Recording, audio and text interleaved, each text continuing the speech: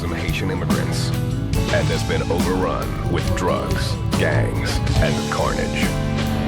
That's kind of like why they call Little Vietnam. There's war out there, man. There's war out there for real.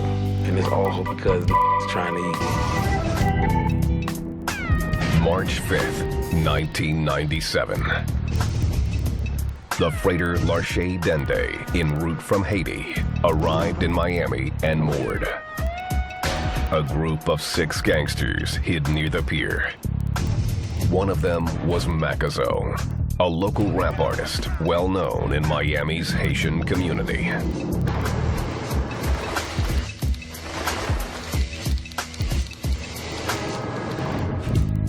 He was also known to be a leader of one of Miami's most feared gangs, Zopound. He's a little dude. He's about 5'8", but he's standing every bit of 6'7", 6'9". It's his heart. Ain't nobody messing with Mac. In the dark hours of the night, Makazo and 5 other members of Zopound ambushed the crew and forced them to the back of the freighter. They brutally beat and robbed the sailors. One man was pistol whipped into a bloody pulp. Robbing the ship's crew wasn't the gang's ultimate goal. Zopound's target was cargo they believed was hidden deep within the ship's hull. Better than robbing a bank. I'm not talking $2,000. We talking about units. If torture was necessary to get what we came to retrieve, we did what was ever necessary. Remember, we wasn't coming for, a couple of $1,000 worth of coke. We was coming for a couple of million. Zopound is a secretive gang known for this type of piracy, home invasions, torture, and murder. When it don't stop till the casket drop, it's like we don't stop hustling till we die, man. It's something that like we believe in. This Zopound member, Blind, has been in a gang since 1987.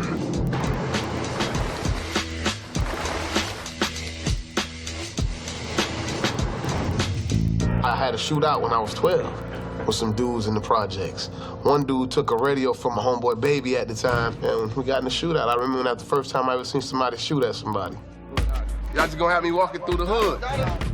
Blind moved to Miami in 1978 with his parents. As a new immigrant, he struggled to fit into American culture. My parents didn't speak the language. The culture was totally different. It was like hard on me as a child, Zopound gave Blind something he lacked: power. It's power and unity,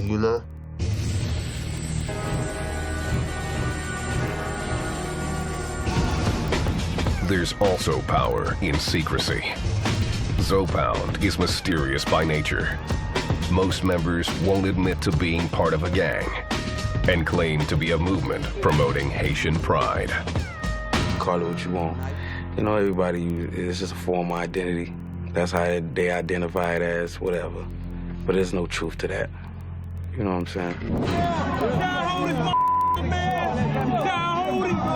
They label us a gang for coming together for something positive, for a movement to help the people. I know where I stand. I know I'm not a part of no gang. 33-year-old Makazo is thought to be a leader in Zopound. He says that's only partly true. I won't say Zopound has no leader, because really all of us are leaders. We all are leaders in our own way. Makazo moved to Miami with his immigrant parents in 1976. Since he was 16, he's been in trouble with the law.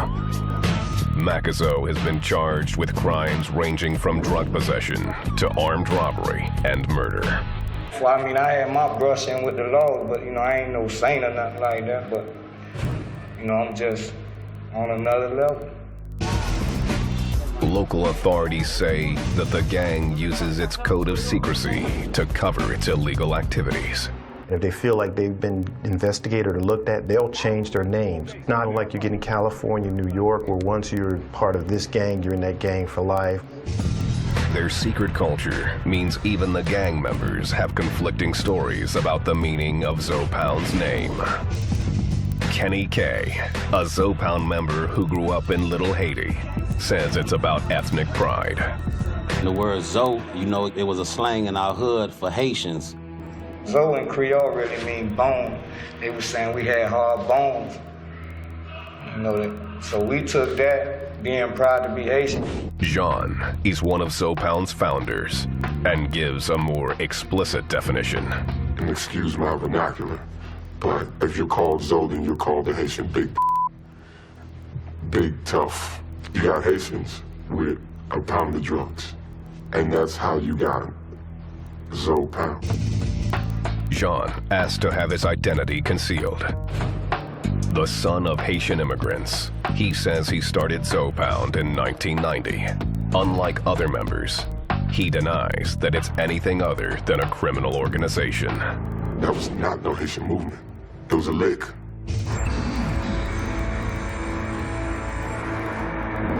We went, we hit, we got the money, we got some guns, we had some drugs, we was off the chain.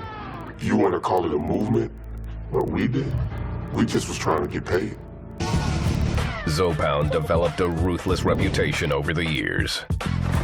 Their specialty became a new form of piracy. Haitian ships were sometimes known to smuggle large quantities of Colombian narcotics, including cocaine and heroin, into Miami. Their gateway was the Miami River, a winding 6-mile stretch that runs out of the Everglades, southeast through the city, into Biscayne Bay. The port of Miami is at the mouth of the river. Its narrow inlets make it easy for smugglers to travel upstream and slip virtually unnoticed into any of the hundreds of private docks. These smugglers worked hard to conceal their shipments in order to stay a step ahead of U.S. Customs. They put it in the boats and well it and like that. You're talking about hundreds of thousands of dollars in cocaine. Some local Haitian dock workers were part of the smuggling rings and were willing to tip off Zopound for a price. You got the old Haitian man, we call him the Haitian Poppy. He tell you what's going on, he give you the format, you know, how to go on, how many people are on there, and he even tell you specifically where it's at. You from Miami, you know, the boats come in, the boats getting robbed, they getting touched.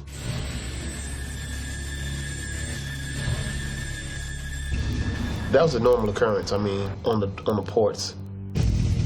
The boats were easy marks, and the robberies were rarely reported. Who's going to call the police and say, well, I've been ripped off for, a ton of cocaine or 1,000 pounds of cocaine?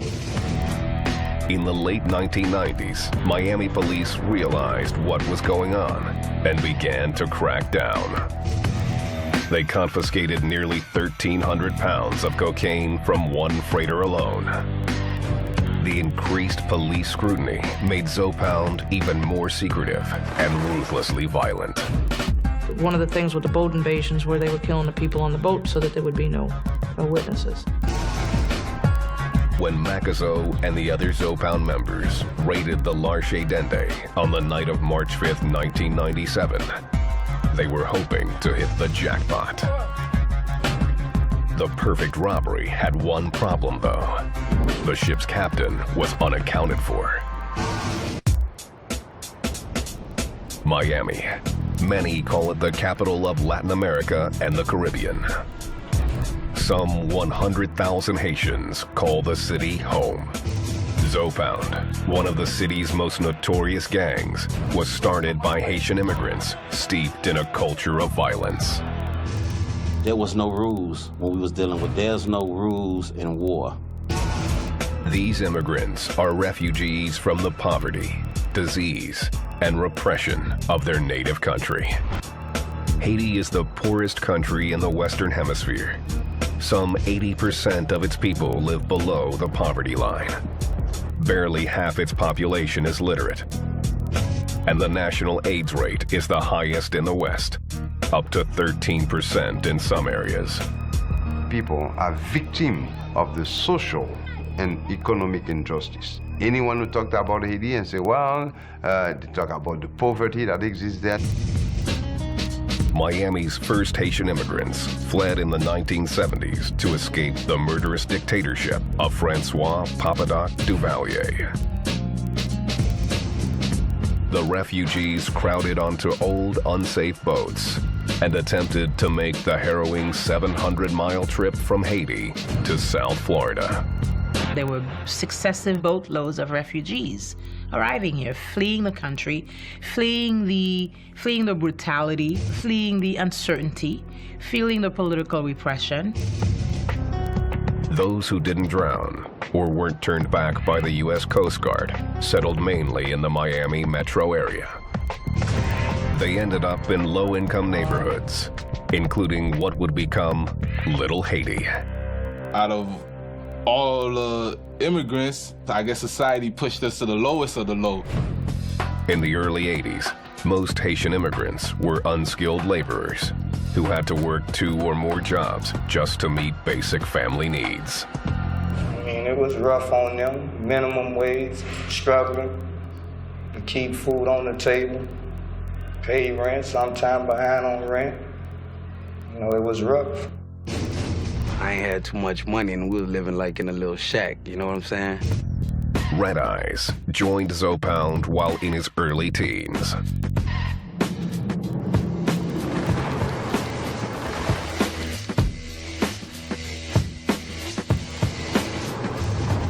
As a child, he and his friends had trouble fitting in with other kids in the neighborhood. The American kids, they was wearing jeans and the sneakers and the fly Jordans, et cetera, et cetera. You know, so when you looking at that, you go to wanting that. The Haitians were often bullied by other children. They catch a vulnerable Haitian person that's walking to or from class or to or from school, and a mob of kids will jump on them for no reason at all. See, in those days, because of those things was happening to Haitians on Fridays, they called Haitian Fridays, they would jump to Haitians. Jean remembers one fight when he was 12. I was in the lunch line, and a kid decided to skip me. He was a bigger kid, so he kind of did me up really well. But I stood there and I fought toe to toe. And I got hurled.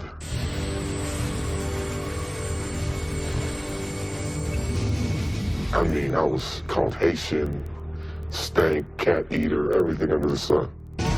Jean and his friends realized they were tougher together than alone. In 1990, they formed Zopound.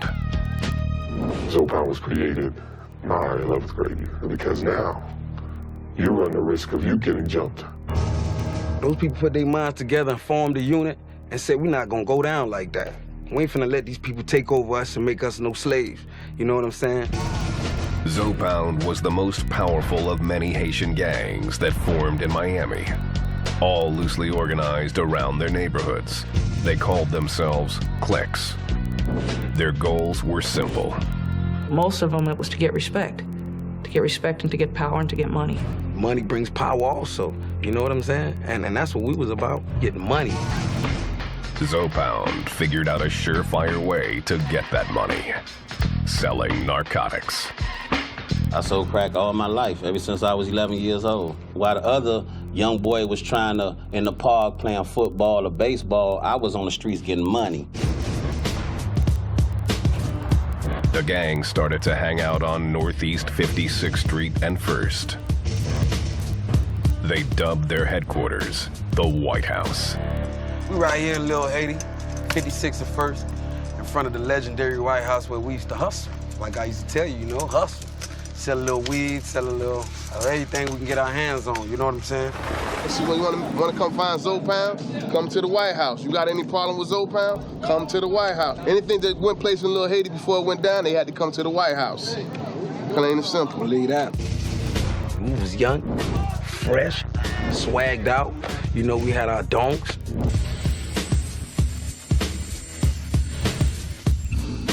Everybody with their candy paint.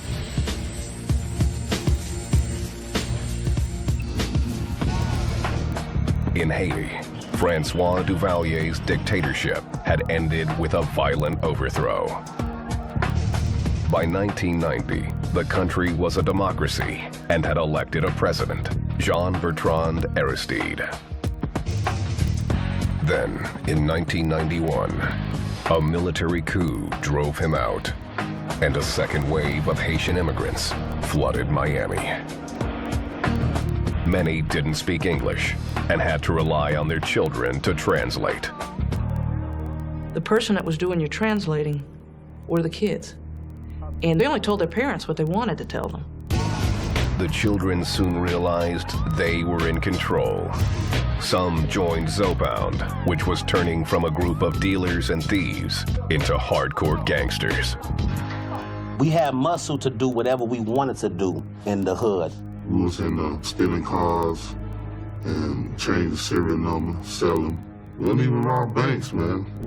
94, 95 was when Zopound then became what you would call an official, recognized gang of killers. Jean quit Zopound, convinced its primary goal was no longer to make money, but to commit murder. In his mind, the force behind the change wasn't rebellion, but the gang's deepening involvement in the drug trade. We went from the weed to mixing. At the time, we called it bulk.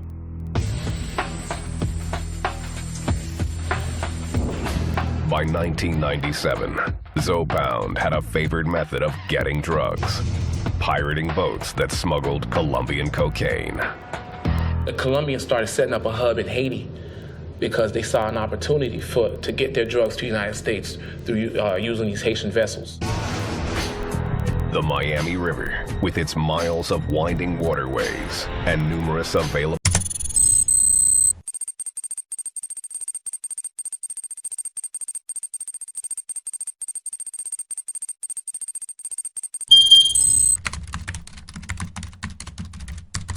docks, was a natural setting for the smugglers. It was easy. Come in, offload, and everybody's happy. It also offered easy pickings for Zopound. Crew members that fought the pirates were beaten, tortured, and sometimes killed. Oh, people lost ears and fingers and certain body parts, to pertain the answers to what we needed to know. Zopound established a fierce reputation on the streets, even among the hardest gangsters. I have not found a group that's not afraid of them. Our Latin groups I tease with, why don't you set up shop back here? And they'll look at me and are you nuts? Those Haitians will kill you. One Haitian gang, the Street Action Posse, or SAP, tried to challenge Zopound and paid a heavy price. Yeah, a little bird flew over to us and told us that they was gearing up to come kill us. And they came and got what they asked for. February 8th, 1996. SAP triggered its attack on Zopound. They planned a hit on the Zopounds, an ambush. For some reason, the Zopound had gotten wind of this. Someone had tipped them off. And they laid an ambush waiting for the SAP boys to show up. They had nothing better to do but try to with some who was doing some real who was getting some real money, and they wanted part of it. When SAP rolled into Zopound's neighborhood at North 56th Street and Miami Place, a fierce gunfight erupted. They shot at some of my boys, whatever, and we retaliated, shot at them. 22-year-old Rovington Roll was one of the SAP gangsters involved. He jumped out of the car to get a better position and met a hail of Zopound bullets. The driver stayed as long as he could, and he pulled it off while the dog was trying to go back in the car. It was an ugly sight then, He died with his gun right there. They hit him by over 130 times.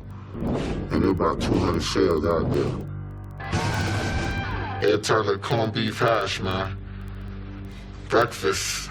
The Sap Boys left Roll to die on the street.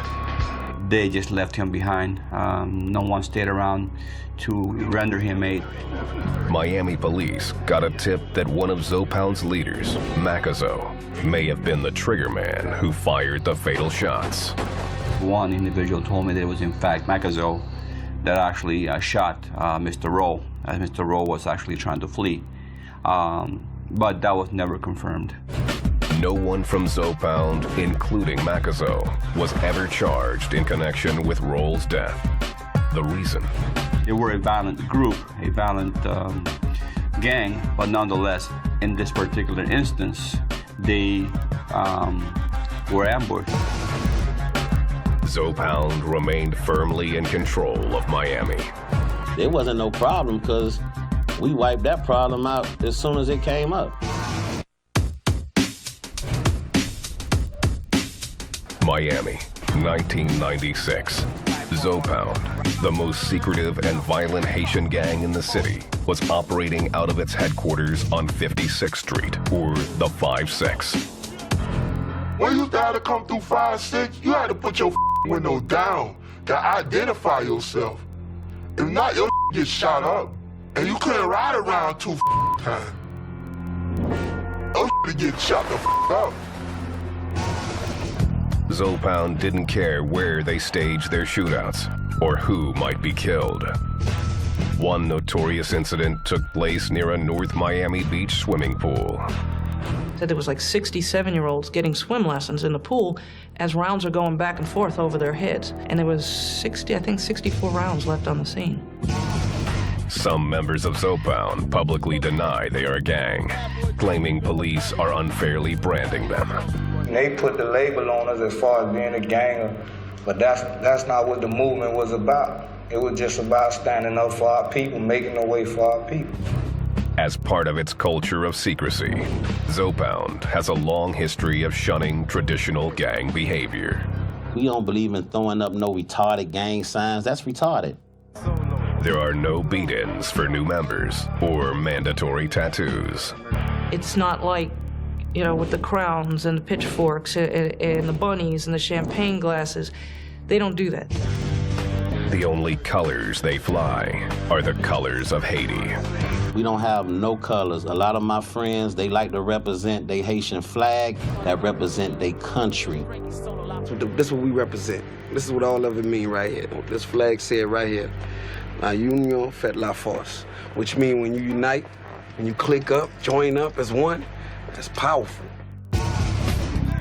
Zopound says what holds the clique together is the special bond among its members. While some have more power than others, there is no one leader. It's unity, it's family, it ain't no boss. Everybody their own boss. You feel me? It's like, you got something, you got something, you got something, I got something. To Zopound, putting in work is all that matters if you want to make a name for yourself. For the new people coming, you want to work. Everybody want to hustle. Everybody wants some kind of income. But by you showing your loyalty and your dedication, make you step up to different ranks. Loyalty and dedication often translate to random violence. One of the gang's preferred methods of payback, drive-bys. They called it riding. Riding meant you go out to look for people to kill. And they just drove around until they found the people they wanted to kill. But if you shoot at me, I'm gonna shoot at you back. I ain't gonna come out there with no knife. Zopound drive-bys feature a barrage of shells, designed to make a statement as much as to kill. All day gunplay. And I just been seeing police come picking up shells of bullets. And not one bucket, not two buckets, but 3 filled buckets with none but shells. Everybody, including the driver, has a gun. Everybody has to shoot. Everybody has to empty their gun. That makes everybody just as guilty. The gang stocks a huge cache of automatic weapons, including choppers.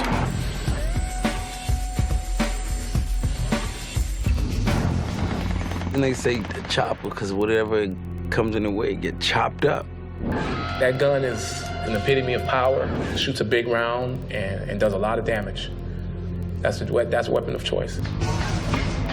Zopound doesn't always simply shoot their enemies or victims. Torturing them is often more effective. They have learned that violence controls people. If you're terrified of me, I'm gonna get what I want, one way or the other. Zopound finds frightening new uses for common household items. People that was with me, whatever, they done plugged up the iron. You know, if you drink, it will straighten you out. You know? Get the irons heated up, and they do some up, man. They get people daughters, people kids, torture them, trying to make the mama talk, torture the mama, torture the daddy. They torture your loved ones to try to make the parents talk. Even a simple teaspoon can become a torture device. No, we ain't have no iron. We had to use a spoon or something, put it on the stove or whatever. You get that hair smell first, and then you get that, like, a burnt meat, like, you know, kind of smell. Trust me, man, I done seen killers, man, run out the room like, man, I don't want no parts of that, man. You know? These gangsters have no fear of law enforcement. You gonna put me in jail? So what? Even the threat of the death penalty means nothing. And their mentality is, if I kill you, what can the state do to me? They can kill me. So once I've killed you, if I kill 14 more people, what can the state do to me? They can only kill me one time. Zopound does fear one thing: the mysterious power of voodoo. Voodoo, which originated in Africa, is practiced widely by Haitians. Voodoo is a religion, and is a tradition, is a way of life, is a social life. The ways of voodoo often breed more violence. Yeah, they got people sell their soul to come up. 1 minute you see a mother broke, they sell their soul while they go to the witch doctor, to the voodoo lady, but they gotta bring a sacrifice, like bring a child or something and stuff like that. So you selling your soul and selling somebody else's soul for your soul. Many Zopound members believe it gives them protection during gang warfare. My friend was in the car, and someone drove up on the car and shot the car like 10 times. And he showed me a little scratch, and he said the bullet went through him, but the voodoo protected him. If you believe in something, and if you go and commit a murder, and you didn't get caught, it worked, didn't it? In your mind. The gang's members often consult priestesses of voodoo before committing their crimes. They'll tell them, I'm gonna go kill somebody and I need the spirits to protect me and this is what I want. They'll sew them something together or they'll draw them something and they'll charge them $1,000, $2,000, $3,000 for these items. And here it is, this will protect you. Police have seen the power of voodoo work in their favor. We were interviewing a young man for a homicide, and he wouldn't confess, wouldn't talk to us. Mother came in, she was a practicing voodoo priestess. She came in with a big giant red ruby ring, and they started rubbing it and they said a prayer, and she said, they cannot touch you, tell them what happened. And he went on to give us a full confession of the homicide. Needless to say, he's in jail. He's been found guilty, and it didn't work for him. In the end, Zopound respects the one thing they feel is more powerful than they are. I don't necessarily believe it, but he do. You know, so, you know, I don't with the voodoo at all. Point blank, period. It's nothing to be played with whatsoever. Miami, Florida, 1997. Zopound, the city's most powerful and vicious Haitian gang, had developed a unique way of making money, robbing ships docked along the Miami River. Storming them, much like pirates, although they came by land, but they're like pirates. And it was stuff that you would see out of a Chuck Norris movie, yeah. The freighters often carried millions in illegal drugs stashed in their hulls. Gangsters in Haiti would tip off their counterparts in Miami. So the tip, it'll come here. So all you need is the name of the boat. And then once it get here, then you gotta wait the custom go on there and clear it. One boat, I know they hit for about 300 keys. Now with the big lick. The street value of these hauls often ran into 7 figures. Millions of dollars, man. It's man, done. Like I say, you could wake up with $5 in your pocket and go to sleep with 2-3 million, or maybe more. That's the kind of score Zopound was hoping for when it ambushed the freighter Larche Dende on March 5th.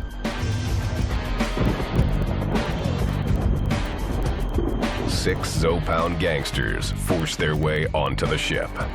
According to Kenny K, they were well prepared.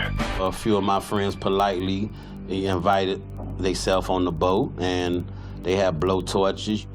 Before turning blowtorches on the ship's hull in search of hidden drugs, Zopound subdued the boat's crew, robbing and brutally beating them. In the chaos, the ship's captain jumped overboard. He swam to shore and quickly called the cops. The police came and a few of my guys got arrested, had them on the news, accused them of being pirates. The Miami police caught a big break that night. One of the men they arrested turned out to be one of Zopound's leaders, Makazo. He was caught as he was fleeing. He caught quite a few charges from what stemmed on that boat invasion. Makazo was charged with burglary, armed robbery, and use of a deadly weapon. But even with Makazo in jail, the terror on the docks continued. These guys were violent. They won't give it anything out. The only thing that they would give you is a hot piece of steel from a gun. July 14th, 1997. Pirates attacked the transport ship Vanderpool Express at a Miami dock on Northwest 30th Avenue. Miami police found 4 crew members dead on the scene.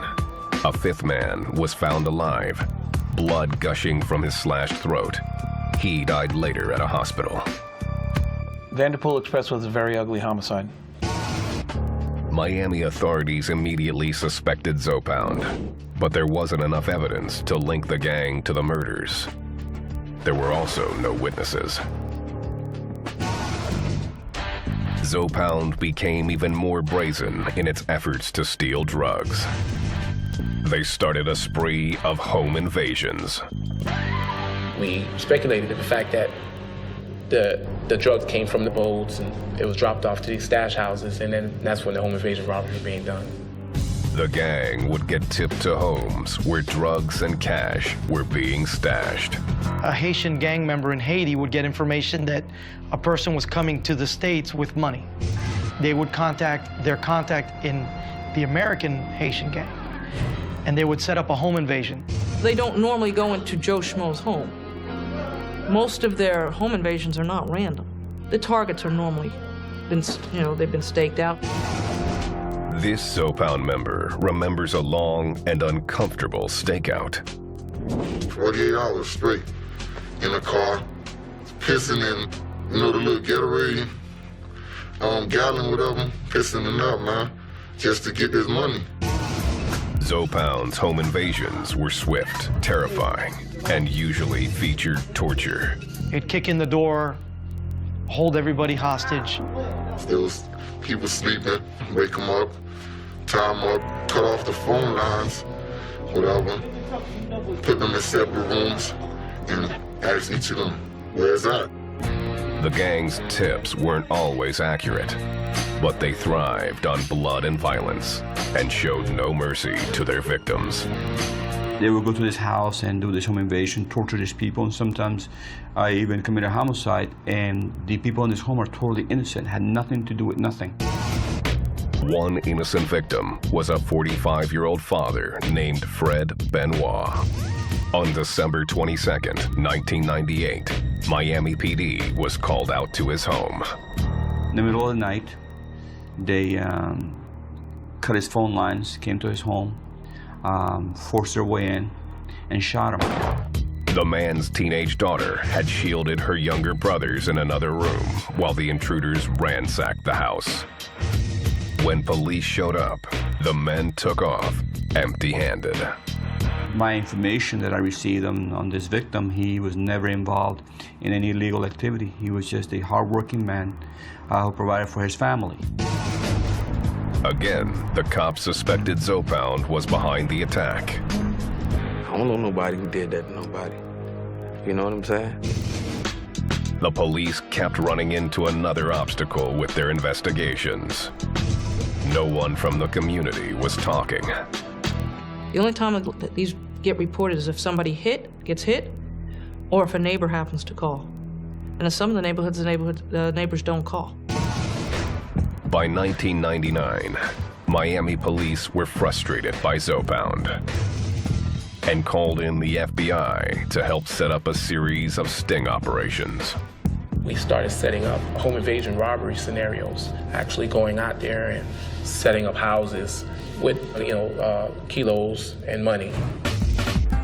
The traps worked, but one big fish got away. Just 1 month after his arrest for the attack on the Larche Dende, Macazo was set free from jail when a judge threw out his case. The Zopound leader was back on the streets. Well, lawyers do what they supposed to do. They beat the case, and and the DEA been hot ever since then. Miami, 2001. After years of senseless killings and home invasions, an FBI-led task force set elaborate traps for Zopound and began putting away some of the city's most violent gangsters. The sting operation involved federal, state, and local authorities and was dubbed Operation Riverwalk. The goal, to end the violent crimes attributed to Zopound. They literally closed down the Miami River for drugs.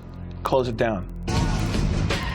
The authorities say that Zopound is keeping a lower profile for now. I don't believe, personally, that the Zopound continues to involve in any kind of activity, at least not to make themselves notorious. Some members like Blind and Red Eyes remember the gang's most brazen era. Any given time in Little Haiti, man, you can find somebody dead on the corner. Sometimes you can find cars with multitudes of people in it dead, but that's what took place in the hood. Used to be out here like you can imagine. All that from down there all the way around this corner. All the candy painted Chevys all across the street, all over here, everywhere. We was the police out here. We was the law. Today, Miami police make their presence known in troubled areas like Little Haiti. We go into the worst gang neighborhood that we know, and we just walk the neighborhoods. Drugs and guns are still very much a part of the Miami scene. We're down here in Little Haiti off of 58 and Northeast 2nd Court. The city had received some information that this was a drug house and that they had AK-47s. Officers don't hesitate to stop suspected gang members in Zopound's stomping ground. There was a vehicle across the street over here with somebody standing outside, too, by the house. And they stopped them. When they searched them, they found cocaine and marijuana. That's what we found so far. So 2 bags of powder cocaine and a little bit of marijuana residue. With Zopound keeping a lower profile, the criminal activity in Little Haiti seems to have decreased. Send me somebody, Jody. Welcome to Miami. Hey, my guy was asked to kick off his shoes. When we did, we noticed a little something in the shoes. I guess this is why my guy, jumps high and runs faster, because the shoes will get you higher. This type of aggressive law enforcement may have lessened Zopound's dominance of Miami. But that doesn't mean the gang is no longer a threat. It's still suspected that they're maintaining the importing and exporting of narcotics that they always have. Zopound has expanded outside of Miami into other parts of Florida and beyond. They shifted north, by and large. And we just have to keep an eye out and an ear open for the fact if they start mobilizing again and start picking up back in the city. Mickey's not safe anymore. Mickey Mouse, they're taking up over Orlando. My guys are getting arrested in Georgia, in Alabama, in New York. They go where their business takes them. No, y'all saw that YouTube. I told you, Zopound ain't local. We nationwide. The gang's founders also say Zopound has expanded to more legitimate pursuits, including music. Got a hot new album coming out right pretty soon. Look forward to that. My chain glow like a red-nosed reindeer. I can poke rosé on the floor. Ain't a thing here. Red Eyes now has a rap career and has recorded with some of the biggest stars in hip-hop, including Lil Wayne. Blind runs a music label called Zopound Entertainment. We in the entertainment industry now, and we all over. We trying to do internet. We trying to do movies. We into making money now, real money, legal money. One of Zopound's leaders, Makazo, has been occupied with legal issues. Though the charges associated with the Larche Dende raid were dropped, he found himself in the slammer again. This time, it was for attempted murder in a drive-by shootout just north of Little Haiti. He was convicted and sentenced to life a year later. Makazo and his lawyers are seeking a new trial. I will be back out there. Just not a lay down type. This is a situation where I gotta fight. I'm fighting for my life.